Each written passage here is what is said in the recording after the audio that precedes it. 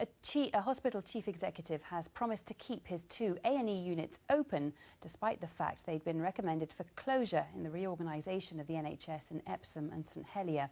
But the move to keep the departments open is expected to be blocked by the NHS body, which has the final say. Here's our political correspondent, Carl Mercer.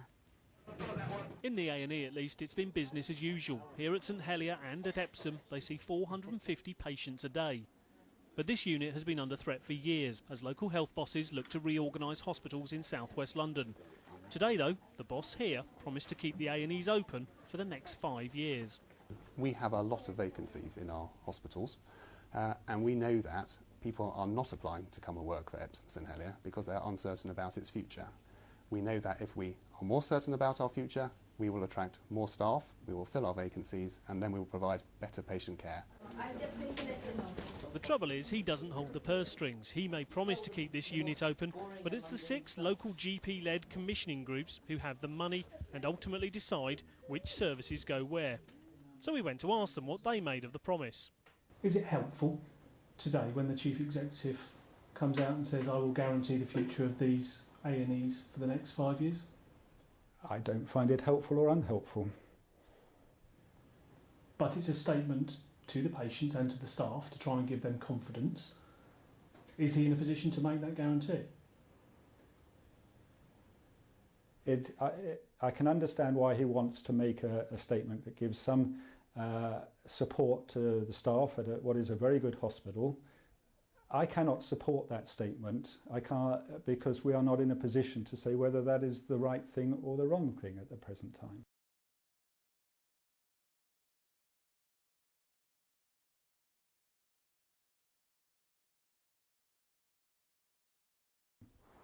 That may explain why local campaigners weren't exactly jumping for joy today. The hospital's absolutely bound by the paymasters. Paymasters are the clinical commissioning groups, and they are still sticking by the principles of BSBV, which decided that St Helier, A&E, maternity, intensive care and the children's hospital have all got to go. It is, say health watchers, a bit of a turf war. The hospital can definitely put its point across.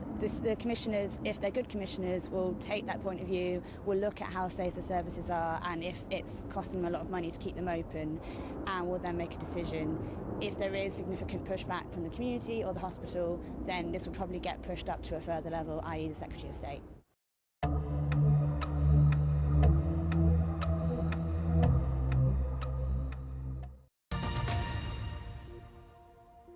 Hello and welcome to BBC London News with me, Riz Latif. Health bosses in south-west London are developing possible plans to close 2 hospitals, St Helier and Epsom, and build a brand new 800-bed centre to replace them.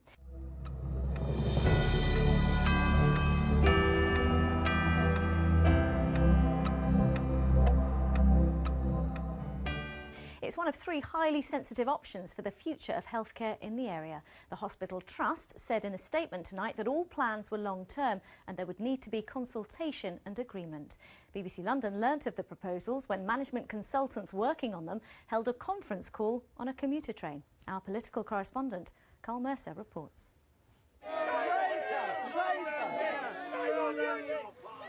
The health service, as Nick Clegg found out today at St Helier Hospital, can get people pretty emotional.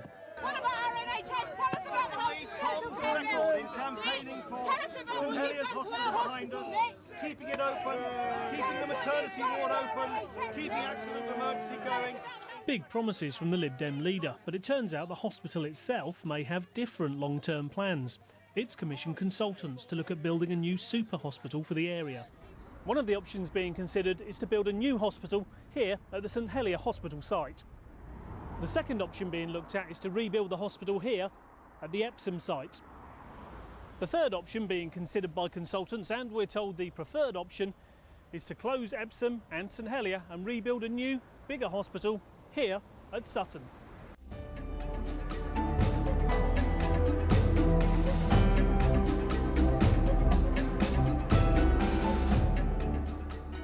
So how did we find out about these proposals? Well, it wasn't from the NHS. It was actually from the consultants themselves. They were overheard on a train going back to London Waterloo after a meeting with the chief executive of Epsom and St Helier, Daniel Elkerlees. One of them said, I had a brief discussion with Daniel afterwards. He said he felt pretty good about the meeting. He said, we're making good progress. Actually, getting him to agree on the number of beds to start with is a very big accomplishment. They went on to discuss details about what the A&E should be called, what should be in it, and how many beds this new hospital might have. I'm really shocked that they're talking about closing our local hospital again. They've been wanting to close it for years. They wanted to close this and the Epsom Hospital. They're coming back at us again within weeks of the CEO telling us that Epsom and St Helier were safe for the next 5 years.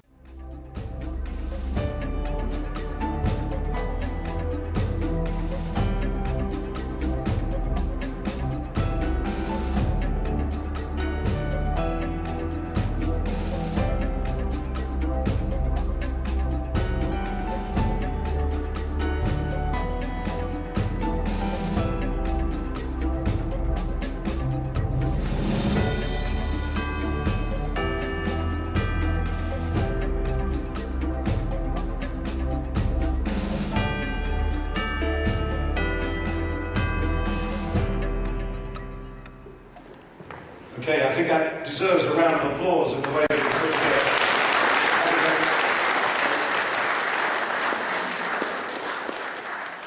I think it gives an opening, and some of it you will have seen, some of it maybe not.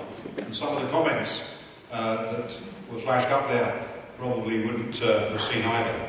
That's available on YouTube through the KOSHH website. I'd like to now call upon Sandra Ash, and I have to say about Sandra, I have to say she's a workaholic when it comes to the campaigning organisation of KOSHH.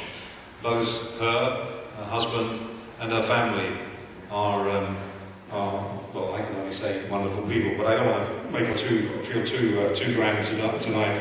But I'd like her to speak to you and tell you the situation that prevails as far as KOSHH is concerned. Thank you. Sandra.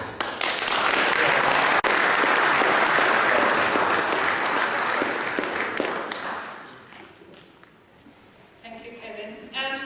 As far as the film's concerned, the latest news we've had from Daniel Elkerley's on that is that he maintains that he is still confident that he can find the money to build this new hospital that they are proposing there. But he becomes very vague when asked about how he's going to find the money, given that Jeremy Hunt said he would block the building of the new hospital. And he's also a little bit vague when it comes to what sort of funding that would be, whether it would be a PFI, which is a form of loan which is crippling the whole of the NHS. I can't see any other way he might get the money, but he maintains that he can. My name's Sandra Ash. I'm one of the early members of KOSHH. We started up when BSBV first came into view. I don't know if any of the rest of you remember. Better services, better value. It was a scheme back in 2013, where a group of clinical commissioning groups decided that they were going to have a plan, devised a plan, where they were going to close the A&E, maternity, children's services, renal services, and possibly even the intensive care unit in Epsom and St Helier hospitals. We campaigned hard, we fought hard, we involved lots of people, and eventually we persuaded MPs to ballot the GPs, who at that time were holding 80% of the NHS budget, and they balloted the individual GPs whether they approved of this plan, and the GPs voted against it. The plan was withdrawn and they backed off. At that stage, lots of politicians, lots of campaign groups decided that everything was safe. They packed up and went away. But we knew in KOSHH that it wasn't safe. We knew that the clinical commissioning groups were still sticking by the basic principles of BSBV. They still thought it was a good idea to close our hospitals. They still maintained the research they'd done to prove that it was a good thing for us to close all of our local hospitals. So we carried on campaigning, we carried on going to hospital meetings, we carried on going to Health Watch. We knew that it hadn't gone away. Most of you may remember the big banner that was outside St Helier Hospital saying that they were going to spend £219 million on restoring parts of St Helier Hospital. Eventually, we spoke to the clinical commissioning groups and they said that they had given that money back to the government. They weren't going to use it. It didn't fit in with their long-term plans for the area. We knew that things were going wrong. Nobody else did. We had lots of people, particularly politicians, councillors, telling us that we were scaremongering, saying that our hospitals were under threat. We knew that they were. Also, as far as that film's concerned there, we realised after the event that at the big meeting where Daniel Collies announced his big news, wonderful news, everything's safe, the hospitals are safe, A&E, maternity, safe. You campaigners, put away your banners, stop campaigning, everything's fine. After a bit of questioning, he admitted that, well, they were only fined for 5 years. It's only guaranteed for 5 years. At that very time, when he was being interviewed in that news, when the commissioner from Sutton CCG was being interviewed, they were already paying Deloitte £300,000 to come up with a plan to shut our hospitals. This is the thing they paid £300,000 for. So while they were telling you things were safe, things might be safe, might not, they were already paying consultants that blew the gaff in Traingate. So duplicity going on there. Now, what you might not have realised from that news broadcast, they talk about, in the news, they kept talking about super hospital. They were going to shut our 2 hospitals and they were going to build another hospital. They kept calling it a super hospital. It's not super. Not super at all. Daniel Elkerley's, when asked, is a bit vague about the number of beds they've got in our hospital. But at the last reckoning, and he seems to be sticking to it now, he says that between Epsom St Helier and, let's not forget, Queen Mary's Hospital for Children, there are 1,000 beds. Daniel told me that he and Sutton CCG had done research and found out that by 2020 they would need to increase the number of beds to 1,300. The area serves, again Daniel's told me, 500,000 people. By 2020, by his calculations, that means that we would be covering 650,000 people. But instead of increasing the number of beds to 1,300, they plan to cut them to 800. On your chairs, you've all got this on the back of the leaflet, which is a chart.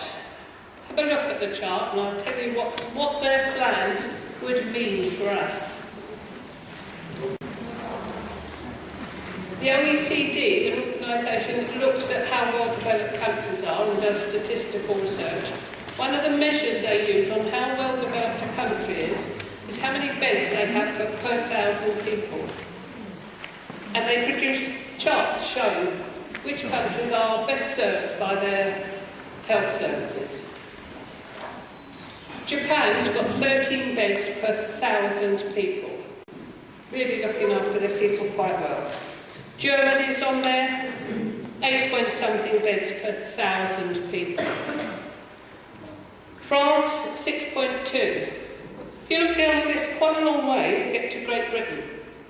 We've got 2.8 nationally.